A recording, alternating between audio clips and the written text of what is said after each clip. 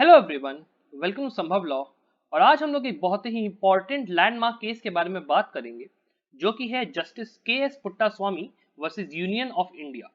ये केस है जिसके अंदर सुप्रीम कोर्ट ने फंडामेंटल राइट डिक्लेयर करा, राइट टू प्रिवेसी को। इसके अंदर एक 9 जजेस की बेंच थी, जिसके मेंबर्स थे justice Chandrachud, justice Khehar, justice Nazeer, justice Bobde, justice Chelameswar, justice Nariman, justice Sapre, justice Kaul और जस्टिस अग्रवाल। और इस पर्टिकुलर केस में सुप्रीम कोर्ट ने यूनानिमसली ये डिक्लेयर करा था कि राइट टू फंडामेंटल प्रिवेसी, जो फंडामेंटल राइट होता है, वो राइट टू प्रिवेसी कॉन्स्टिट्यूशन के अंदर गारंटीड है। इस केस के बैकग्राउंड की ओर आते हुए ये देखते हैं कि 2012 में जस्टिस के एस पुट्टास्वामी, जो कि रिटायर्ड जज थे हाई कोर्ट के, उन्होंने एक रिट पिटीशन फाइल करी सुप्रीम कोर्ट में आधार स्कीम की कॉन्स्टिट्यूशन वैलिडिटी को चेक करते हुए, जो कि यूपीए गवर्नमेंट के द्वारा लॉन्च की गई थी।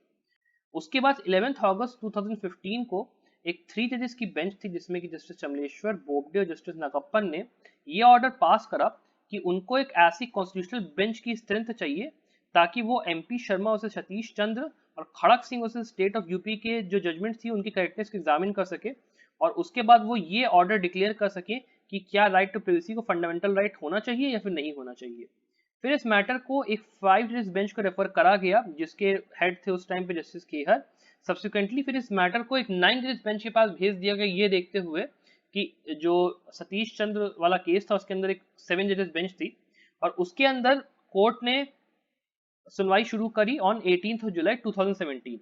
और जो डिसीजन आया था फिर वो 24 अगस्त 2017 को आया, जहां पे उन्होंने ये कहा कि राइट टू प्रिवेसी जो है वो एक फंडामेंटल राइट है, जो कि हर इंडिविजुअल को मिला हुआ है कॉन्स्टिट्यूशन के द्वारा under article 21 and part 3 of the constitution as a whole. उन्होंने एमपी शर्मा और खड़क सिंह के डिसीजन को पूरी तरीके से ओवर रूल करा, और ये जो डिसीजन आया है 2017 में, इसने फंडामेंटल राइट टू प्रिवेसी को एक बहुत अच्छे से स्टैब्लिश करा। और नवतेज सिंह जोहर और जोसेफ शाइन जो जजमेंट्स आए हैं उसके अंदर इसका बहुत ज़्यादा यूज़ किया गया है, जिसके वीडियोस आप हम लोग के चैनल पे देख सकते हैं। अब चलिए बात करते हैं उन केसेस के बारे में जो कि इस केस के ऊपर काफ़ी ज़्यादा इफेक्ट डालते हैं और हमें ये समझने में हेल्प करेंगे कि राइट टू प्रिवेसी एग्जैक्टली है क्या और उसकी हिस्ट्री क्या है। सबसे पहला केस है एमपी शर्मा वर्सेस सतीश चंद्र का, जो कि 1954 का है।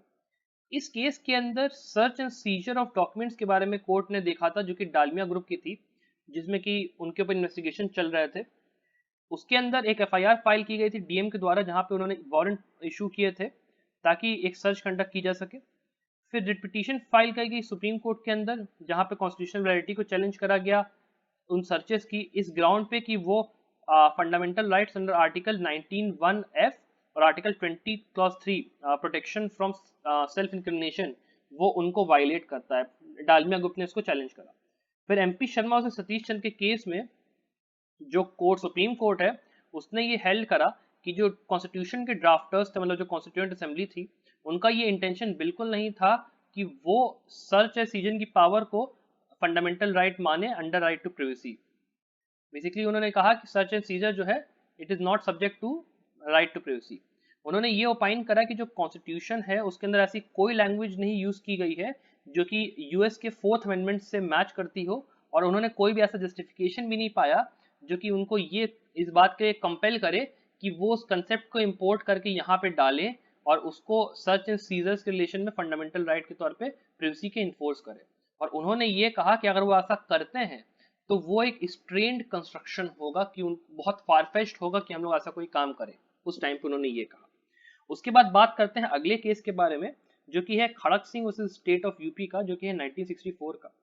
इसके अंदर जो Kharak Singh versus state of UP में एक 7 जजेस बेंच थी, जिसने कि ये चेक करा कि जो पुलिस रेगुलेशन एक्ट था, जिसके अंदर पुलिस को ये अलाउड था कि वो किसी के घर पे जाके विजिट करे या उनके ऊपर सर्वेलांस करे, जिनके मतलब ऐसे लोगों के खिलाफ जिनके पास क्रिमिनल रिकॉर्ड है, क्या ये चीज़ अलाउड है, क्या ये चीज़ वायलेटिव है फंडामेंटल राइट्स की या नहीं। इसके अंदर पिटिशनर ने ये चैलेंज करा था कि उसके fundamental right to privacy violate हुआ है, जो कि पार्ट है पर्सनल लिबर्टी के under article 21 of the constitution. और उसमें उसने ये कहा कि जो बेसिकली पुलिस है, वो क्योंकि वो एक बहुत ही नामी बदमाश था, तो उसको छोड़ रखा था पुलिस ने, तो उसके ऊपर वो सर्वेलांस करे, तो उसने वही कहा कि पर्सनल लिबर्टी का वायलेशन है। यहाँ पे जो सुप्रीम कोर्ट है उसने मेजॉरिटी के अपने डिसीजन में ये बात से डिक्लाइन करा कि जो आर्टिकल 21 है उसके अंदर राइट टू प्राइवेसी को इंक्लूड करना चाहिए, आर्टिकल 21 के अंदर राइट टू प्राइवेसी को इंक्लूड नहीं करना चाहिए। और जो मेजॉरिटी है उसने ये बोला कि the right to privacy is not guaranteed a right under our constitution, हमारे कॉन्स्टिट्यूशन के अंदर राइट नहीं है। Therefore the attempt to ascertain the movement of an individual, कि एक अटेम्प्ट अगर की जाए किसी इंडिविजुअल के कैसे, मतलब वो कहाँ जा रहा है क्या कर रहा है, in a merely manner in which the privacy is invaded is not infringement of fundamental right guaranteed under article part 3 of the constitution, मतलब कॉन्स्टिट्यूशन ऑफ इंडिया। तो बेसिकली कोर्ट का ये कहना था कि अगर आप केवल किसी इंडिविजुअल के मूवमेंट को ट्रैक कर रहे हैं तो वो फंडामेंटल राइट का वायलेशन नहीं है। लेकिन हाउएवर उन्होंने ये कहा कि जो आपका कॉमन लॉ है उसके अंदर एक ओल्ड सेइंग थी कि man's home was his castle, मतलब एक इंसान का जो घर होता है वो उसका कैसल है, वो उसकी मतलब वो उसकी फ्रीडम वहाँ पे उसको अप्रूव्ड है, वहाँ पे कम से कम उसको नहीं आपको छेड़ना चाहिए स्टेट को। तो उन्होंने ये कहा कि जो पर्सनल लिबर्टी है अंदर आर्टिकल 21 वो एक ओल्ड एज प्रिंसिपल से कंसेप्ट के अंदर केवल घर तक एग्जिस्ट करती है, तो फिर जो डोमिसाइलरी विजिट्स मतलब घर पे जो विजिट्स हैं वो अनकॉन्स्टिट्यूशनल, बाकी चीज़ें नहीं है। तो जो 2 जजेस थे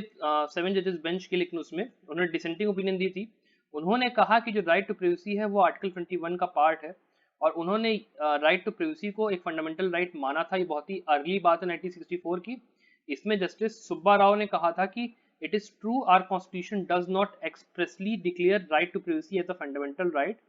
but the said right is an essential ingredient of personal liberty. यहाँ पे जस्टिस सुब्बा राव ने बहुत ही इंपॉर्टेंट बात यहाँ पे बोली। अब इस सीरीज का अगला केस है Govind versus state of Madhya Pradesh का। इसके अंदर पिटिशनर ने सर्टेन पुलिस रेगुलेशंस को अनकॉन्स्टिट्यूशनल चैलेंज करा ऑन द ग्राउंड्स कि वो उसके फंडामेंटल राइट टू प्राइवेसी को वायलेट करते हैं। यहाँ पर ये जो मैटर था वो खड़क सिंह जैसा था। एक 3 जज बेंच ने यहाँ पर थोड़ा सा ज्यादा इंक्लाइंड थी इस बात को लेकर कि राइट टू प्राइवेसी एक फंडामेंटल राइट है।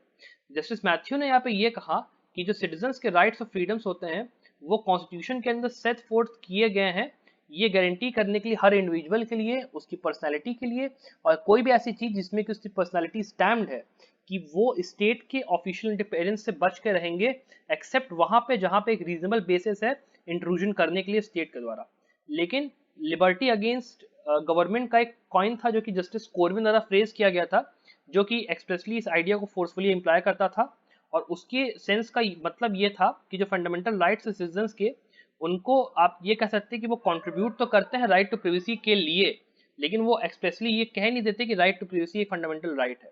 ये जो स्टेटमेंट था उसको ये तो क्वालिफाई करता था एज अ डिस्क्लेमर कि जो राइट है ये एब्सोल्यूट नहीं है, और वहीं जो चीज़ है उसको स्टेट कर्टेल कर सकती है। ये बेसिकली स्टैब्लिश करते हुए कि अगर पब्लिक इंटरेस्ट की बात है, कंपनी पब्लिक इंटरेस्ट की बात है, तो स्टेट वहां पे इंट्रूजन कर सकती है। अब चलिए इस केस के अंदर जो इश्यूज हैं उनके बारे में बात करते हैं जिसके ऊपर कोर्ट ने डिसीजन दिया था। जो पहला इशू था वो ये था कि वेदर जो राइट टू प्राइवेसी है वो एक इंट्रिंसिक पार्ट है right to life and personal liberty का अंडर आर्टिकल 21, और क्या फ्रीडम जो होती है पार्ट 3 के अंदर क्या वो उनका पार्ट है कि नहीं आर्टिकल 21 और पार्ट 3 के फ्रीडम्स के अंदर। फिर जो दूसरा डिसीजन था वो डिसीजन का उनको वो लेना था वो ये था कि एमपी शर्मा से सतीश चंद्र के अंदर जो डिसीजन दिया गया क्या वो करेक्ट है लॉ के अंदर, वो बैड लॉ है या वो गुड लॉ है। और उसके बाद तीसरा जो उनको इशू देखना था वो ये था कि क्या खड़क सिंह उस स्टेट ऑफ यूपी के अंदर जो लॉ है क्या वो करेक्ट मतलब करेक्ट था या फिर नहीं था, उनको ये 3 चीजें देखनी थी। अब चलिए इस केस के जजमेंट के बारे में बात कर लेते हैं। तो इस केस के अंदर 24 अगस्त 2017 को 9 जजेस बेंच ने ये डिक्लेयर करा कि फंडामेंटल राइट टू प्राइवेसी हर एक इंडिविजुअल को मिली हुई है कॉन्स्टिट्यूशन के अंदर। इसके अंदर 6 सेपरेट कंकरिंग ओपिनियंस आए थे, जिसमें कि जस्टिस चंद्रचूड़ ने एक डिसीजन ऑथर करा अपने और जस्टिस के और आर के अग्रवाल के और जस्टिस नजीर के बिहाफ पे। उसके बाद 5 जजेस ने अपने खुद के कंकरिंग ओपिनियंस दिए थे इसमें। उनका जो पूरा कंक्लूजन था उसके बारे में अब चलिए बात करते हैं। तो सबसे पहले बात करते हैं जस्टिस चंद्रचूड़ ने क्या कहा बेसिकली इस पूरे जजमेंट के अंदर। सबसे पहले उन्होंने ये कहा कि जो डॉक्ट्रिनल फाउंडेशंस है राइट टू प्राइवेसी की वो रेस्ट करती हैं 3 डिसीजंस के ऊपर, जिसके बारे में हमने पहले डिस्कस करा एमपी शर्मा, खड़क सिंह और Govind versus state of Maharashtra में। इन सब में से जो एमपी शर्मा वाले डिसीजन है उसके अंदर right to privacy as a constitutional protection को जो है एडवोकेट नहीं किया गया। फर्दर जो खड़क सिंह की जजमेंट थी उसके अंदर लाइफ अंडर आर्टिकल 21 को जो है right as mere animal existence जो है कहा गया नहीं है। उसके अंदर उसमें एक लेकिन इनकंसिस्टेंसी वो ये थी कि एक जगह जहां पे उन्होंने ये परमिट करा कि जो डोमिसाइलरी विजिट मतलब घर पे जो विजिट करना है क्रिमिनल्स के, उसको उन्होंने स्ट्राइक डाउन करा इस रैशनल के ऊपर कि प्रिवेसी जो है उनकी वायलेट नहीं होनी चाहिए। लेकिन उन्होंने एक्सप्रेसली ये नहीं यूज करा कि राइट टू प्रिवेसी एग्जिस्ट करती है, और उन्होंने जो है ऑन द रिकॉर्ड ये कहा कि उनको कॉन्स्टिट्यूशनल प्रोटेक्शन नहीं मिली हुई है राइट टू प्रिवेसी की एज अ फंडामेंटल राइट। तो मतलब एक तरफ आप उनको राइट रैशनल दे रहे हो प्रिवेसी का, लेकिन आप उनको प्रोटेक्शन नहीं प्रोवाइड कर रहे हो कॉन्स्टिट्यूशनल उसके ऊपर। उन्होंने कहा कि दो ऐसे जो कॉन्ट्रोडिक्शन व्यूज हैं और जो ऐसे कोएग्जिस्टिंग डिसीजंस हैं, वो बेसिकली कॉन्स्टिट्यूशन ऑफ इंडिया के अंदर टू द एक्सटेंट कि वो प्रिवेसी को नहीं अपहोल्ड करते हैं, उनको ओवररूल किया जाता है। तो उन्होंने उन दोनों केसेस को ओवररूल कर दिया। उसके बाद बात आई फंडामेंटल राइट्स जो कि एमिनेट करते हैं लिबर्टी और डिग्निटी के कंसेप्ट को। उसके अंदर उन्होंने कहा कि जो आर्टिकल 19 है वो फैसेट्स ऑफ लिबर्टी को कहीं ना कहीं इन्यूमरेट करता है, लेकिन वो उसको पर्टिकुलरली डिन्यूड नहीं करता, उसको पर्टिकुलरली कवर नहीं करता है। उसके लिए उन्होंने कहा कि जो आर्टिकल 21 है उसके पास एक वाइड एम्बिट और स्कोप है प्रिवेसी को लाने के लिए, लिबर्टी को लाने के लिए। उन्होंने कहा प्रिवेसी एक जुड़ा हुआ राइट है, एक बहुत ही कंकॉमिटेंट राइट है किसी इंडिविजुअल के right to exercise control over his own personality, कि वो अपनी पर्सनालिटी को कैसे एक्सरसाइज करेगा। और वो अपना ओरिजिन फाइंड करती है इस नोशन से कि किसी इंसान के पास नेचुरल या फिर इनहेरेंट राइट है जो कि उसकी ह्यूमन पर्सनालिटी से इनसेपरेबल है, जिसका कि यूज उन्होंने किया था नवतेज सिंह जौहर वाले केस के अंदर भी। उन्होंने ये भी कहा कि जो पार्ट 3 ऑफ द कॉन्स्टिट्यूशन है जिसमें लाइक अदर्स, उसके अंदर भी प्रिवेसी जो है ऐड होता है, और प्रिवेसी जो है एक एब्सोल्यूट राइट है, और उसका जो वायलेशन है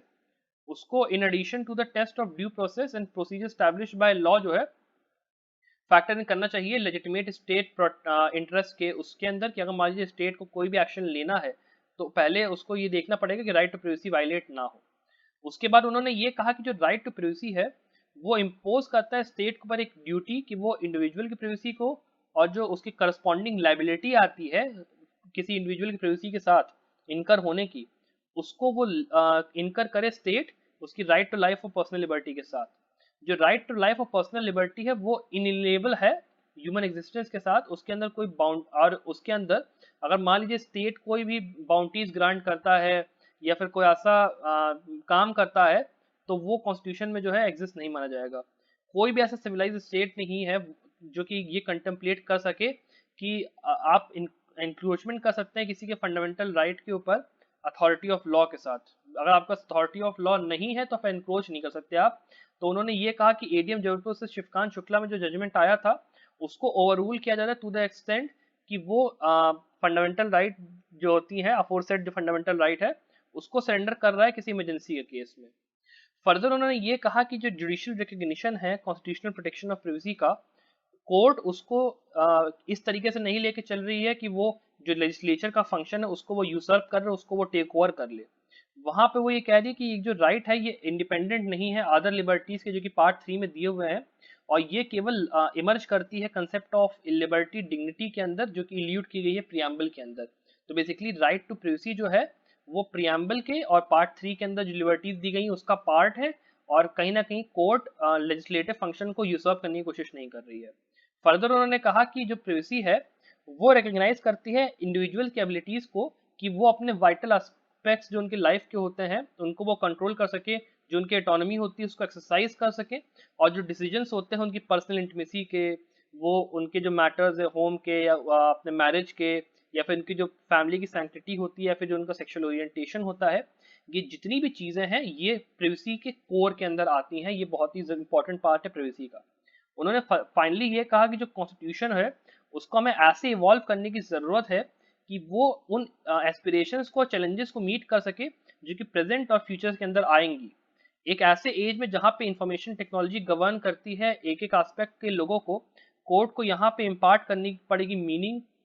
इंडिविजुअल लिबर्टी को, पर्टिकुलरली उस केस में जहाँ पे स्टेट का एक ओवरआर्चिंग प्रेजेंस है, और जो नॉन स्टेट एंटिटीज हैं वो रेगुलेट करती हैं सोशल एग्जिस्टेंस को, जो कि बेयर अपॉन कर सकती है किसी इंडिविजुअल की फ्रीडम की। जैसे बात कर ले अगर फेसबुक, तो वो एक non social non state entity है, लेकिन उसके पास कितनी पावर है किसी इंसान के डेटा के साथ, तो वो उस बारे में बात कर रहे हैं। जो हर एक इंडिविजुअल है इरिस्पेक्टिव ऑफ हिज इकोनॉमिक या सोशल स्टेटस एंटाइटल्ड है अपनी इंटीमेसी और ऑटोनॉमी के लिए जो उसकी प्राइवेसी को प्रोटेक्ट करे। चलिए बात करते हैं जस्टिस चिलामेश्वर के ओपिनियन के बारे में। उन्होंने ये कहा कि जो बेसिक राइट्स एक इंडिविजुअल को कन्फर होते हैं कॉन्स्टिट्यूशन के द्वारा, वो एक शील्ड की तरह एक्ट करते हैं स्टेट के एक्शन, स्टेट्स के एक्सेसेस के थ्रू, जो कि आप जो राइट्स होते हैं, ऐसे जो राइट्स आपको दिए गए हैं कॉन्स्टिट्यूशन के द्वारा, वो ह्यूमन एग्जिस्टेंस का कोर फॉर्म करते हैं। दस ये जो राइट्स आपको ग्रांटेड है उनका स्टेटस फंडामेंटल होता है, एलिनेबल होता है, और वो एसेंशियल होते हैं लिबर्टी इंजॉय करने के लिए। लिबर्टी जो है दोस्तों एक ऐसी फ्रीडम होती है जिसको कि एक इंडिविजुअल तभी इंजॉय कर सकता है और तभी तक वो कर सकता है जब तक उसके पास प्रिवेसी हो। अगर प्रिवेसी नहीं होगी तो वो जो लिबर्टी उसको मिली हुई है, जो फ्रीडम उसको मिली हुई है, वो मीनिंगलेस होगी अगर वो चीज उसको ना दी जाए प्रिवेसी के थ्रू। एमपी शर्मा को कंसिडरेशन लेते हुए जस्टिस चिलामेश्वर ने कहा कि वो एक अथॉरिटी नहीं है इस पूरे प्रोपोजिशन के ऊपर, क्योंकि वो प्रिवेसी के बारे में बात ही नहीं करती थी एज अ राइट कि वो कैसे प्रोटेक्ट कर रहा है या नहीं कर रहा है, और इसीलिए इस केस के अंदर उसका रेशियो काम नहीं करेगा। फिर उन्होंने ये कहा कि जो राइट टू प्रिवेसी है वो तीन एस्पेक्ट्स को एक तरीके से इनकॉर्पोरेट करता है। पहला है रिपोज, इसका मतलब होता है एक सेफ प्लेस। फिर है सैंक्चुअरी और इंटीमेट डिसीजन। उन्होंने ये कहा कि जो जितनी भी चीजें दी हुई हैं वो एसेंशियल पार्ट है लिबर्टी का एक इंडिविजुअल के, और ये रेजोनेंस फाइंड करती है, मतलब ये चीजें एक तरीके से सिमिलैरिटी फाइंड करती हैं जो फ्रीडम्स दी हुई हैं पार्ट 3 के अंदर कॉन्स्टिट्यूशन के। एक लिबरल डेमोक्रेसी जैसे कि इंडिया जैसी एक लिबरल डेमोक्रेसी वो सेफगार्ड करेगी कुछ ऐसे ह्यूमन वैल्यूज को और फ्रीडम्स को जो कि अनक्वालिफाइड या फिर ऐसी इंक्लूजन को रोकेगी जो कि बेसिकली लॉ के द्वारा अलाउड नहीं है स्टेट के। फंडामेंटल राइट्स जो है वो डेट्रीमेंट्स हैं स्टेट के इंटरफेरेंस के अगेंस्ट में, कि वो स्टेट को रोकते हैं इंटरफेयर करने से किसी इंसान की लिबर्टी के साथ, और उसमें जो है प्रिवेसी एक बहुत ही एसेंशियल इंग्रेडिएंट की तरह साबित होता है। आखिरी में उन्होंने ये कहा कि जितने भी फंडामेंटल राइट्स होते हैं बेसिकली, तो उसके अंदर जो प्रिवेसी है वो भी फंडामेंटल राइट है, हर फंडामेंटल राइट की तरह उसके भी लिमिटेशन है कुछ। यहाँ पे अगर कोर्ट को आइडेंटिफाई करना है कि प्रिवेसी के क्या लिमिटेशंस है, तो उनको एक जस्ट और फेयर रीजनल लेजिस्लेशन लाने की जरूरत है जो कि एप्लीकेबल हो आर्टिकल 21 के ऊपर, और उन्हें एक स्क्रूटनी टेस्ट जो होगा, स्ट्रिक्टेस्ट स्क्रूटनी टेस्ट रखना पड़ेगा ये साबित करने के लिए स्टेट को कि उसका जो इंटरेस्ट है वो यूज हो रहा है। तो वहां पे कायदे से कोर्ट को देखने की जरूरत है कि स्टेट एग्जैक्टली करने क्या जा रहा है। फिर चलिए बात करते हैं जस्टिस बोबडे के ओपिनियन के बारे में। उन्होंने कहा कि जो नेचुरल राइट्स होते हैं वो मोरल इंटरेस्ट को प्रोटेक्ट करते हैं जो कि इनहेरेंट होता है किसी भी ह्यूमन बीइंग के लिए। जो एक इनेट डिग्निटी और ऑटोनॉमी मिली हुई है इंडिविजुअल को, वो दो यूनिवर्सली अफर्म जो मोरल वैल्यूज होती हैं और सेफगार्ड्स होते हैं उनको वो एक तरीके से अफर्म करता है, जो इंटीमेट डिग्निटी और ऑटोनॉमी है वो। उसके बाद उन्होंने कहा प्राइवेसी जो होती है वो इंटीमेटली कनेक्टेड होती है दो क्वालिटीज के साथ, इमिनेंट क्वालिटीज के साथ, जो वो एक एज अ नेचुरल और इनएलिएबल राइट। उन्होंने फिर ये कहा कि it must be elevated to a status of a fundamental right, right to privacy, और उसको ग्रांट होना चाहिए स्पेशल कॉन्स्टिट्यूशनल प्रोटेक्शन इरिस्पेक्टिव कि वो लीगल हो राइट है या फिर कॉमन लॉ का राइट है, कि इंडियन राइट है या इंग्लिश लॉ के अंदर अगर वो राइट दिया हुआ है वैसे। फर्दर उन्होंने कहा कि जो प्रिवेसी है उसका नेचर दोनों का है, कॉमन लॉ का भी है as well as a fundamental right का भी है। उन्होंने कहा कि ये जो बोथ है, जो दोनों का कंटेंट है बेसिकली कॉमन लॉ और फंडामेंटल का, वो आइडेंटिकल है। डिफरेंस बस यहाँ पे ये है कि जो फंडामेंटल राइट है वो available against the state action है, बट जो कॉमन लॉ है वो केवल और केवल इंडिविजुअल के अगेंस्ट में ही काम आता है हॉरिजॉन्टली, मतलब इंडिविजुअल पे ही केवल काम करेगा, स्टेट एक्शन पे नहीं करेगा। तो उसका मतलब बेसिकली उन्होंने ये कहा कि आपके फंडामेंटल राइट और कॉन्स्टिट्यूशनल मतलब कॉमन लॉ के अंदर जो उसका इंटरप्रेट करने का तरीका डिफरेंट है। फिर उन्होंने ये कहा कि जो राइट है टू बी लेट अलोन, किसी को अकेले छोड़ देना, किसी को सेक्लूड कर देना, किसी इंट्रूजन से किसी भी तरीके के, वो प्रिवेसी के लिए एसेंशियल है। हर एक इंडिविजुअल एंटाइटल्ड है राइट टू रिपोज के लिए, अपनी खुद की सैंक्टिटी के लिए। उन्होंने कहा कि लिबर्टी और प्रिवेसी इंटीग्रली कनेक्टेड है इन अ वे कि प्रिवेसी जो है वो एक बेसिक कंडीशन है, नेसेसरी है, ताकि कोई बंदा अपनी पर्सनल लिबर्टी को एक्सरसाइज कर सके, एक बहुत ही इंपॉर्टेंट बेसिक कंडीशन है। उन्होंने कहा कि जो प्रिवेसी है वो एक एज अ इनएलिएनेबल राइट काम करती है to perform any constitutionally permittable act, कि आपको कोई भी कॉन्स्टिट्यूशनली परमिटेबल एक्ट काम करना है तो आपको प्रिवेसी की जरूरत है।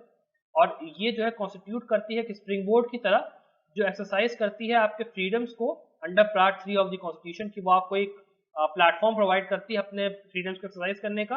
और जो पार्ट 3 है उसके अंदर एज अ होल जो है प्रिवेसी को आप ढूंढ सकते हैं। उसके बाद उन्होंने कहा कि ओनली आफ्टर एक्नॉलेजिंग की जो राइट टू प्रिवेसी है वो एक फंडामेंटल राइट है, हम लोग ये कंसिडर कर सकते हैं कि ये कैसे स्टेट के प्लिनरी पावर्स पे एक्ट करेगा, कि स्टेट डिसीजन कैसे लेता है।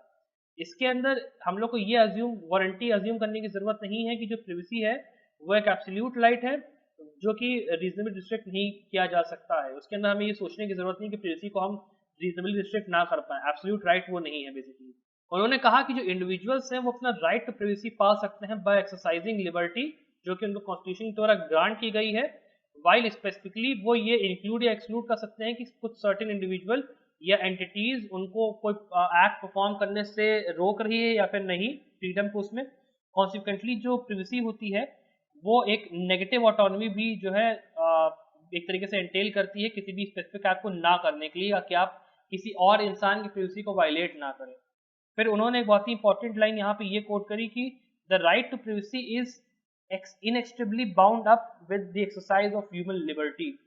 कि बहुत ही भयंकर तरीके से ये बाउंड अप है ह्यूमन की लिबर्टी साथ प्रिवेसी। प्रिवेसी और लिबर्टी बहुत ही दोनों एक दूसरे से कनेक्टेड है, both as it is specifically enumerated in part 3 constitution के पार्ट 3 में दोनों चीजें दी हुई हैं,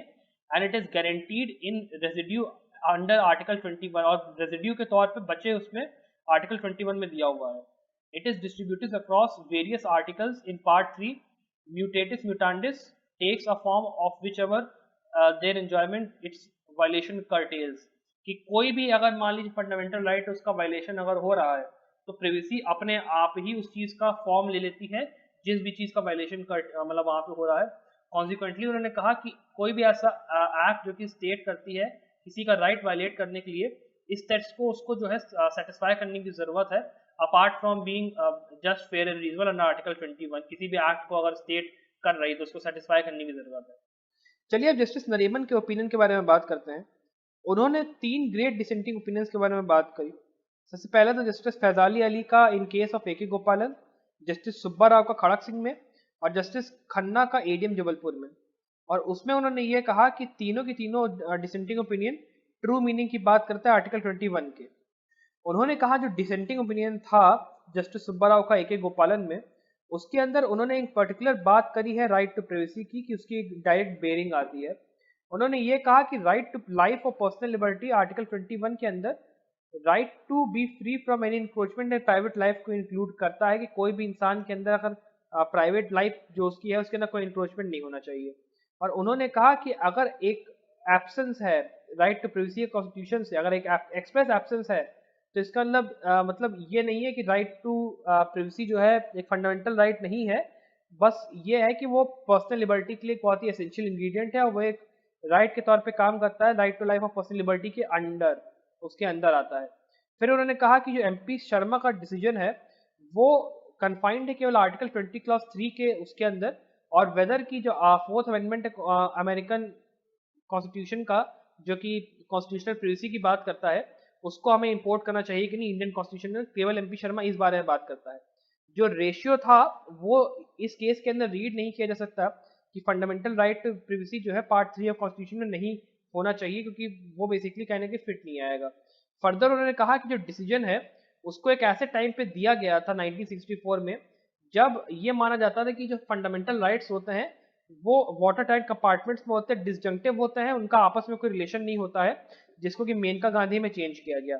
उन्होंने कहा कि जो रेशियो है एमपी शर्मा का उसको आप एक गाइडिंग प्रिंसिपल के अंदर नहीं मान सकते हैं कि प्राइवेसी राइट क्या होना चाहिए पार्ट 3 के अंदर। फर्दर उन्होंने ये कहा कि जो कॉन्ट्रडिक्टरी व्यूज है मेजोरिटी डिसीजन का खड़क सिंह का, उसने एक इंटरनल इनकंसिस्टेंसी कहीं ना कहीं ला दी है। जो डिसीजन गिवन है उसके अंदर एक बाइंडिंग वैल्यू आप नहीं पा सकते हैं, और ये जो क्वेश्चन आता है कि राइट टू प्राइवेसी और सब्सिक्वेंट जो सुप्रीम कोर्ट के डिसीजंस हैं उनको हमें जो है बेसिकली प्राइवेसी राइट के रिस्पेक्ट में रिविजिट करने की जो है जरूरत नहीं है। उन्होंने कहा ये डिसीजंस को हम लोग को देखने की जरूरत नहीं है। फर्दर उन्होंने बात करी कि जो कंटेंट है फंडामेंटल राइट्स के उनको आपको एक्सपैंड करना पड़ेगा ह्यूमन एक्टिविटी के बढ़ने के साथ, जैसे जैसे ह्यूमन सोसाइटी आगे बढ़ रही है। और उन्होंने फिर इस चीज को बोला कॉन्स्टिट्यूशनल असेंबली डिबेट्स को हमें देखने की जरूरत है जहाँ पे फ्रेमर्स ऑफ द कॉन्स्टिट्यूशन ने इस चीज को एम करा था कि वो एक ऐसा ऑर्गेनिक डॉक्यूमेंट क्रिएट करे कॉन्स्टिट्यूशन के फॉर्म में जिसके इंटरप्रिटेशन के थ्रू उसको टाइम के साथ इवॉल्व किया जा सके। दस उन्होंने कहा कि जो प्रिवेसी है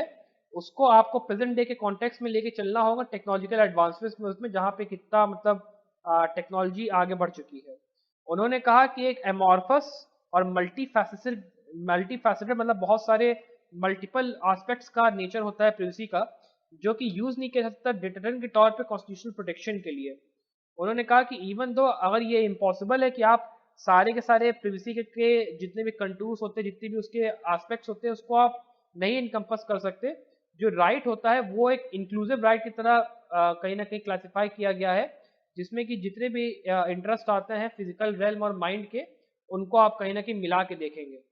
उन्होंने फिर ये कहा कि जो प्रिवेसी राइट है वो एक इनएलिएनेबल फंडामेंटल राइट है, और दो की एब्सोल्यूट नहीं है, इसके मल्टीफैसेटेड होने के चक्कर में इसको आप आर्टिकल 21 के अंदर ट्रेस बैक कर सकते हैं इटसेल्फ, और in conjunction to other liberties जो कि पार्ट 3 में दी हुई हैं, डिपेंडिंग कि क्या इंटरेस्ट क्लेम किया जा रहा है, क्या राइट है, और उसको कैसे डेवलप किया जाएगा केस ऑन केस बेसिस के ऊपर प्रिवेसी के राइट को। उसके अंदर फर्दर उन्होंने ये कहा कि जो प्रिवेसी है इंडियन कॉन्टेक्स्ट के अंदर, उसके अंदर ये भी इंक्लूड होता है कि जो इंसान की फिजिकल पर्सन है उसको अगेंस्ट इंट्रूजन भी प्रोटेक्ट किया जाना चाहिए। फिर उन्होंने ये भी बोला कि जो इंफॉर्मेशनल प्रिवेसी है, और ये जो इंफॉर्मेशन का कंट्रोल होता है कि कितनी इंफॉर्मेशन उसकी शेयर की जानी चाहिए, किसके साथ शेयर की जानी चाहिए, और जो प्रिवेसी ऑफ चॉइस और ऑटोनॉमी होती है उसके पर्सनल डिसीजन के ऊपर, ये सारी की सारी चीजें जो है प्रिवेसी के अंदर आनी चाहिए इंडियन कॉन्टेक्स्ट में। फर्दर उन्होंने अपने आर्गुमेंट में ये कहा कि जो प्रिवेसी है और जो लिबर्टी है वो ऐसी दो चीजें हैं जो कि इंटरचेंजेबल है, और उन्होंने फिर ये कहा कि अगर आपको प्रिवेसी को एक्सेप्ट करना है तो आपको ये देखना पड़ेगा कि प्रिवेसी जहाँ पे शुरू होती है वहीं पे लिबर्टी खत्म होती है। जो कार्डिनल वैल्यू होता है फ्रेटर्निटी का और डिग्निटी का किसी इंडिविजुअल के, वो उसकी कैपेसिटी को इनकम्पस करता है कि वो अपनी पर्सनालिटी डेवलप करता है, और सेम जो है तभी हो सकता है जब उसको ऑटोनॉमी ओवर पर्सनल चॉइसेस मिली हो और उस चीज को स्टेट के द्वारा प्रोटेक्ट किया गया हो। फिर बात करते हैं जस्टिस सापरा के ओपिनियन के बारे में। उन्होंने कहा कि जो डिग्निटी है वो प्रियम्बल में दी हुई, वो ये इम्प्लाई करता है कि स्टेट की ऑब्लिगेशन है कि वो ऑटोनॉमी ऑफ सेल्फ डेवलपमेंट को हर इंडिविजुअल के लिए विद रिस्पेक्टिंग की उसकी पर्सनैलिटी उसको वो देखे कि वो रहे। फर्दर उन्होंने कहा कि जो लिबर्टी, इक्वालिटी और फ्रेटर्निटी है, तीन चीजें, उनको रेड इन किया जाना चाहिए जस्टा पोजिशनिंग करते हुए कि वो रियलाइज करे स्कोप और ambit part 3 of the constitution के, दोनों को आपको एक साथ रीड करना पड़ेगा। उन्होंने कहा कि जो राइट टू प्रिवेसी है वो एक इनहेरेंट, इनएलिएबल और मल्टीफैसेटेड राइट है किसी भी इंडिविजुअल का, जो कि उसको एनेबल करता है मीनिंगफुल लाइफ एंजॉय करने के साथ, डिग्निटी के साथ। और फर्दर उन्होंने ये कहा कि अगर आपको चेरिश करना है हर एक मोमेंट सोसाइटी का जिसको कि गवर्न किया जा रहा है रूल ऑफ लॉ की, उसमें आपको उसके लिए प्रिवेसी की बहुत ज़्यादा ज़रूरत है। और ये जितनी भी चीज़ें हैं ये आर्टिकल 21 और 19 से और साथ साथ प्रियम्बल से मतलब कहीं ना कहीं निकल के आती है, एमिनेट होती है। उन्होंने ये कहा हाउएवर की जो राइट है वो रीजनेबल रिस्ट्रिक्शंस के सब्जेक्टिव है, और इसमें स्टेट एंटाइटल है कि वो इम्पोज कर सके लॉ के उसमें थ्रू कि सोशल मोरल और कंपेलिंग पब्लिक इंटरेस्ट को वो किस तरीके से बैलेंस करता है प्रिवेसी के साथ। अब लास्ट में चलिए बात करते हैं जस्टिस एसके कौल के ओपिनियन के बारे में। उन्होंने ये कहा कि जो कॉन्स्टिट्यूशन है वो एक ऑर्गेनिक डॉक्यूमेंट है जिसके अंदर खुद के इटर्नल अनडिफाइनेबल रूल्स हैं। उसको अगर आपको इंटरप्रेट करना है तो फिर आपको उसको इनकॉर्पोरेट करना पड़ेगा सिविल लिबर्टीज के साथ, जो कि पास्ट, प्रेजेंट और फ्यूचर की हैं, जो कि बेसिकली राइट्स होते हैं लोगों के। जो कोर कॉन्स्टिट्यूशनल कंसेप्ट होते हैं लिबर्टी के, इक्वालिटी के, डिग्निटी के, वो एब्स्ट्रैक्ट नोशंस हैं जो कि डिफरेंट मीनिंग या मैनिफेस्ट डिफरेंट तरीके से हो सकते हैं टाइम टू टाइम और प्लेस टू प्लेस के साथ, अगर उनको कॉन्टेक्चुअली जो है आप इम्प्लीमेंट करें और उसको इंटरप्रेट करें तो। उन्होंने फिर ये कहा कि जो राइट टू प्रिवेसी है वो एक फंडामेंटल राइट है। ये एक ऐसा राइट है जिसको जो कि प्रोटेक्ट करता है इनर स्फीयर ऑफ इंडिविजुअल के from interference from both state and non state actors, और वो अलाउ करता है इंडिविजुअल को ऑटोनोमस लाइफ चॉइसेस मेक करने के लिए। जो प्रिवेसी है वो not merely common law right है, वो एक बहुत ही इंपॉर्टेंट कोर है किसी की इंडिविजुअल एग्जिस्टेंस का, और उसको जो है एक इनहेरेंट राइट मतलब बेसिकली एंटाइटल है कोई इंडिविजुअल कि वो अपनी पर्सनालिटी को, अपनी इंडिविजुअलिटी को और डिग्निटी को जो है प्रोटेक्ट कर सके। जितने भी टेक्नोलॉजिकल एडवांसमेंट्स हुए हैं उसके अंदर जो स्कोप है परसुएसिव बिहेवियर का स्टेट के, उसको आपको जो है लेके चलना है, बट ये भी देख के चलना है कि जो प्रिवेसी है वो कंसिडरेबली जो है काफी वल्नरेबल है स्टेट के इंक्लूजन से नॉन स्टेट एक्टर्स के वजह से, जैसे फेसबुक या बाकी जितनी भी हो गए। जो डिजिटल सोसाइटी होती है वहां पर इंफॉर्मेशन सिक्योरिटी किसी भी इंडिविजुअल का वो एक बहुत ही एनहांस रिस्क पे है, वायलेशन पे, जहाँ पे सर्विलांस, प्रोफाइलिंग और डेटा कलेक्शन इतना ज्यादा बढ़ चुका है कि जो बैलेंस है लेजिटिमेट और इलेजिटिमेट चीज के बीच में, जहाँ पे स्टेट के नेशनल सिक्योरिटी की बात आती है और जो प्राइवेसी की बात आती है, उसके ऊपर आपको एक बैलेंस स्ट्राइक करने की जरूरत है। और उसके बाद उन्होंने फर्दर ये बोला कि जो एक्सेस टू पर्सनल इंफॉर्मेशन है वो बिना किसी रेगुलेशन के, जो कि जिसमें कि आप स्टेट आर्म्स को यूज करें, स्टेट और नॉन स्टेट एक्टर्स के उसमें, with power over an individual. इस केस के अंदर जो है जो फॉर्मर है उसको जो है डिसेंट को कर्व करने के लिए वो करना चाहिए 10 स्ट्राइकिंग की। ये डेमोक्रेसी के रूट के अंदर आता है कि अगर आपको मान लीजिए किसी को कोई बंदा आर्म्स यूज करने वाला है, हथियार यूज करने वाला है, तो कैसे उसकी पर्सनल इंफॉर्मेशन को स्टेट और नॉन स्टेट एक्टर्स यूज करेंगे। फिर उन्होंने कहा कि जो हॉलमार्क ऑफ फ्रीडम है डेमोक्रेसी के अंदर वो है इंडिविजुअल की ऑटोनॉमी। जो प्रिवेसी होती है वो इस राइट को सीधे सीधे एंटेल करती है कि वो अपनी पर्सनल इंफॉर्मेशन को कैसे डिसमिनेट कर रहा है, शेयर कर रहा है, इस चीज को अनेबल करते हुए कि जो इंडिविजुअल है वो अपनी पर्सनैलिटी को सेफगार्ड कर पाए, अपनी डिग्निटी को सेफगार्ड कर पाए। उन्होंने कहा कि जो स्टेट है उसको एक ऐसा डेटा प्रोटेक्शन रिजीम रखना पड़ेगा जो कि लेजिटिमेट स्टेट इंटरेस्ट को और इंडिविजुअल की प्रोटेक्ट जो प्राइवेसी है उनको कंसर्न में रखते हुए